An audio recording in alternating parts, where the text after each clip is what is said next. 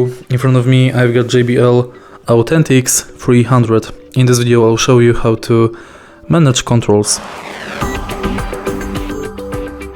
In the beginning, take a look at the top of the speaker.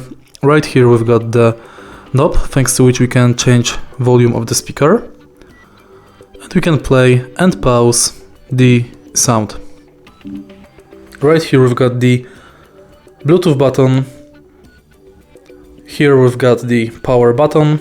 And here we've got the favorite button, thanks to which we can save songs to favorite. Right here we've got two knobs, thanks to which we can adjust trebles and bass.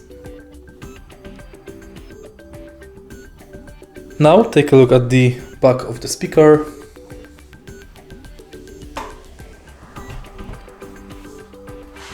Right here we've got the switch, thanks to which we can activate and deactivate microphone.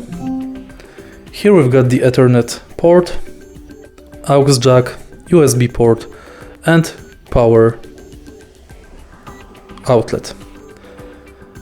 And that's basically it. If you find this video helpful, please leave like, comment and subscribe.